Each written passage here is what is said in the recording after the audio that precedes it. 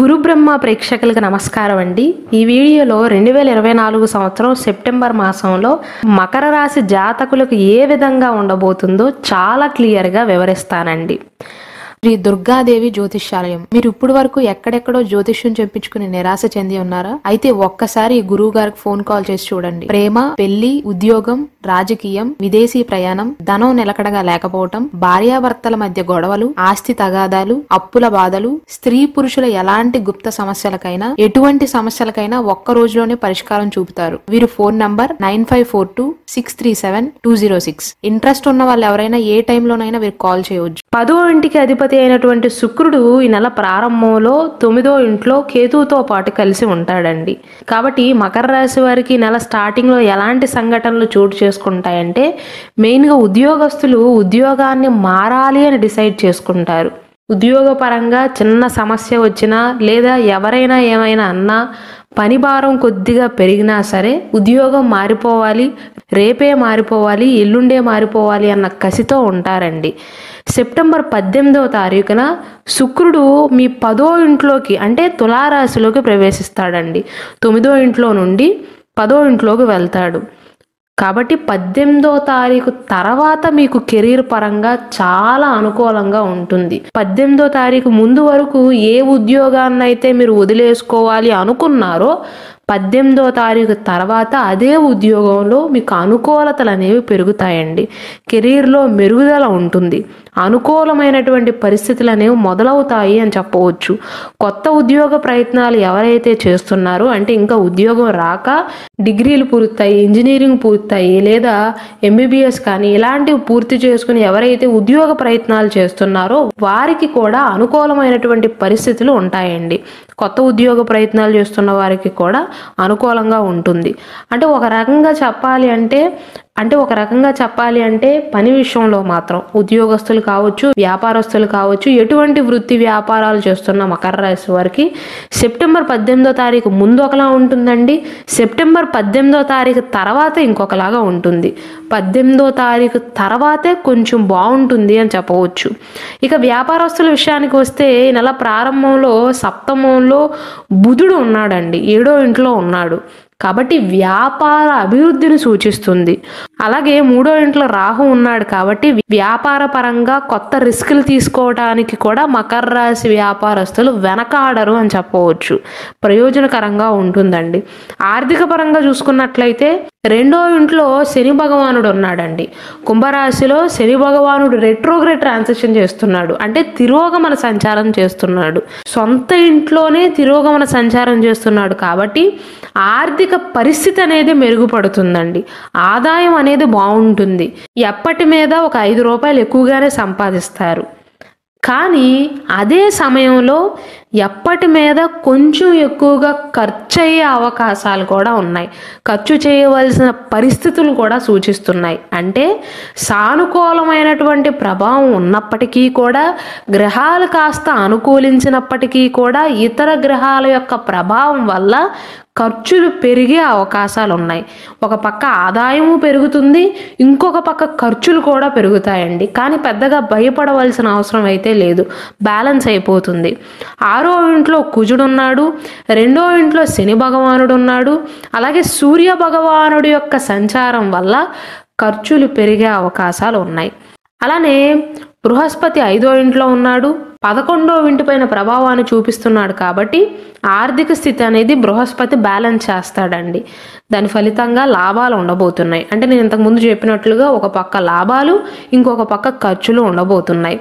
గతంలో రావాల్సిన మొండి బకాయిలు కనుక మీకు ఏమైనా ఉన్నట్లయితే వదిలేసిన మొండి బకాయిలు సైతం తక్కువ ప్రయత్నంతో తిరిగి లభించే అవకాశాలు ఉన్నాయి. అంటే వాటిని వసూలు చేసే అవకాశాలు ఉన్నాయండి.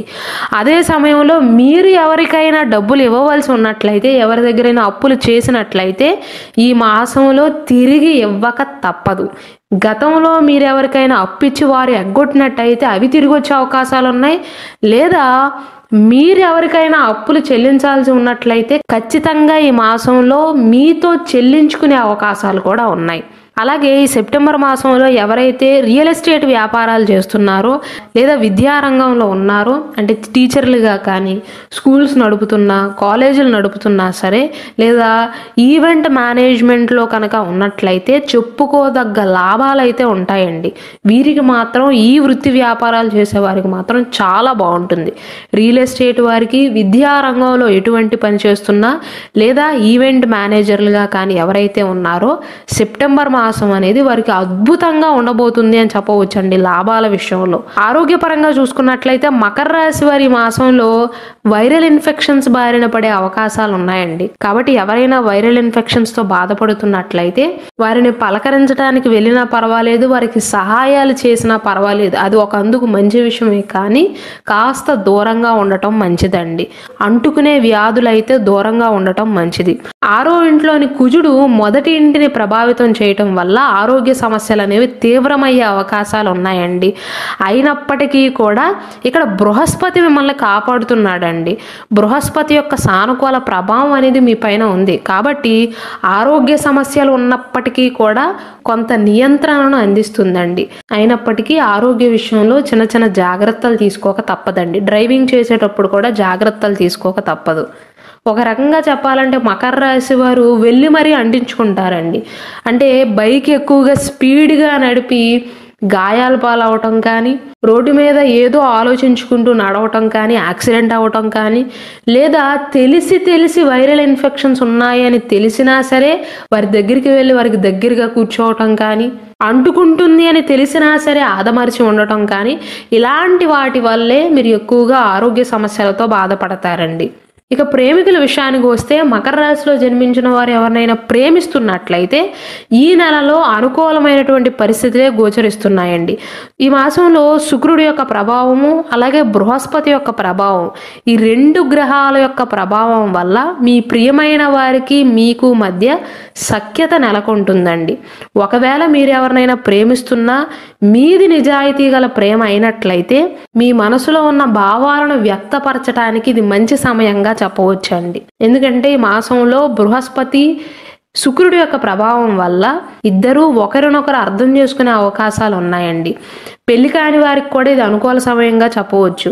అయితే ఎవరికైతే పెళ్ళయిందో భార్యాభర్తల మధ్య సఖ్యత బాగానే ఉంటుంది, కానీ ఇద్దరి మధ్య మంచి సంబంధం ఉన్నప్పటికీ కూడా అన్యోన్యత ఉంటుంది. ఇద్దరూ ఒకరినొకరు అర్థం చేసుకోగలుగుతారు, ఇద్దరి మధ్య బాండింగ్ ఉంటుంది. కానీ అత్తమామల వల్ల చికాకులు వచ్చే అవకాశాలు ఉన్నాయండి.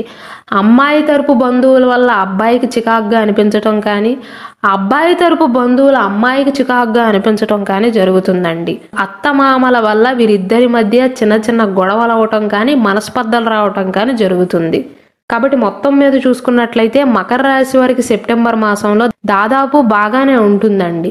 కాకపోతే చిన్న చిన్న అననుకూలతలు సూచిస్తున్నాయి. అయితే సెప్టెంబర్ 16వ తారీఖు తర్వాత నుండి మీకు అనుకూలతలు అనేవి ప్రారంభమవుతాయండి. అయితే మీరు తండ్రి యొక్క ఆరోగ్యం విషయంలో జాగ్రత్తలు తీసుకోవాలి.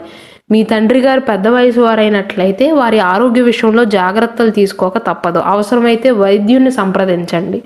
ఈ మకర రాశి వారు పాటించవలసిన పరిహారాల విషయానికి వస్తే ప్రతి శుక్రవారం కూడా సెప్టెంబర్ మాసంలోని క్రమం తప్పకుండా ప్రతి శుక్రవారం ఎర్రటి మందార పువ్వులను కానీ, ఎర్రటి గులాబీ పువ్వులను కానీ లక్ష్మీ అమ్మవారి ముందు ఉంచడం కానీ, లేదా దుర్గా అమ్మవారి ముందు ఉంచి ఆశీస్సులు తీసుకోవటం కానీ మంచిదండి. మీరు ఆ రోజు ఇంట్లో పూజ చేసినా చేయకపోయినా సరే.